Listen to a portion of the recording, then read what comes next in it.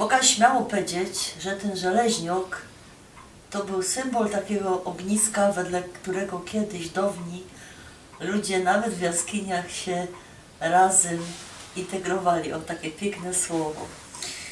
Specjalnie, że sam skombinowają, Kasia skombinowała dwie rzeczy i chciałam wam padać o tych dwóch rzeczach, co my jedli, co my pili przy żeleźnioku. O czym my bajali, o tym za chwilę.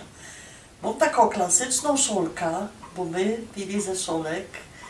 Teraz się to takie kubki można kupić w marketach. My pili z takich szolek, albo tutaj taką piękną, albo jeszcze były takie bardziej siermiężne.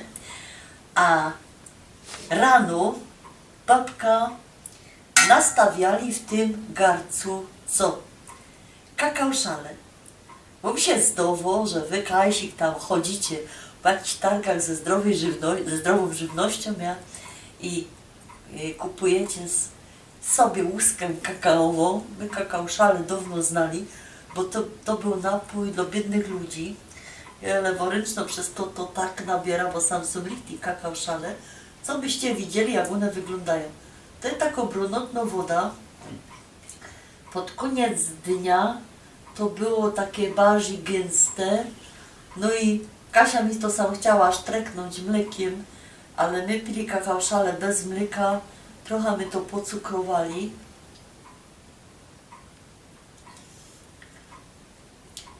No powiedzmy, że to jest zdrowe. Pod koniec dnia było to bardziej brunatne.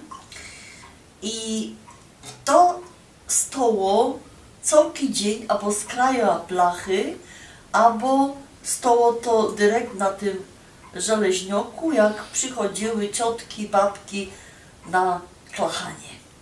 Szkoda, że nie możecie czuć tego aromatu, co tu się roznosi. Ja wam powiem, teraz szlupa tego.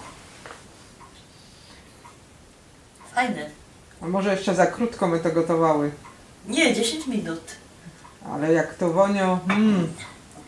A teroski, druga rzecz. Jak wy myślicie, że pieczywo czosnkowe wynodli te rozmaite McDonaldy i inne pieroństwa, to nie. Sam leżą takie sznitki i te sznitki, one też my se podpiekali na kraju żeleźnioka, a potem jednym ząbkiem czosnku my je tak posztrajchowali i jedli. I chcę z czosnkiem, bo jeszcze idę na wyzuch. W każdym razie poradzili my jednym ząbkiem czosnku łopędzlować i pół bochynka chleba, albo i cały, i ku temu właśnie kakao szale. Czyli to, co się dzisiaj wam zdało, że to jest takie wypasione, nie, pieczywo czosnkowe, łódka kakaowa w sklepie ze zdrową żywnością, my to dawno odkryli. Moja babka żyli, dzięki Bogu, 98 roków, nie, na kakao szalach hodowano. I tak myślę, że jakby my to sam jeszcze trochę miodem szczeklikali, tam miód, co by tam wiedzieli, albo mlekiem, to by to było takie trochę bardziej na bogato, ale nie. Ale co by sam jeszcze na tej to blasze robili? My dziecka, ja jedynaczka, ale my u babki mieszkali, mój język, jakże wam padała, pierwszy to był śląski.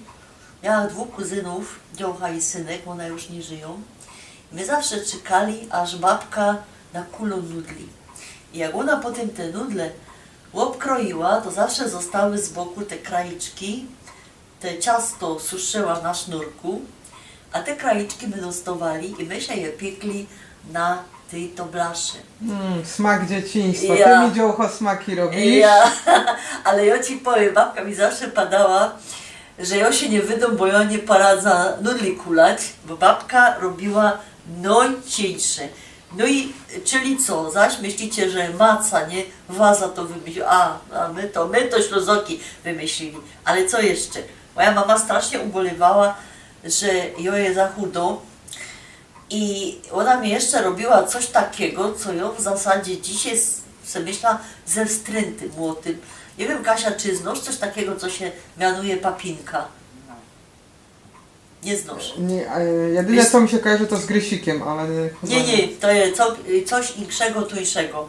Mama mi w takim gorku, sam specjalnie mamy gornek żeliwny, mama mi robiła coś w rodzaju zasmażki, czyli fet, 2 łyżki mąki i ona mi to pocukrowała, co by mnie upaść.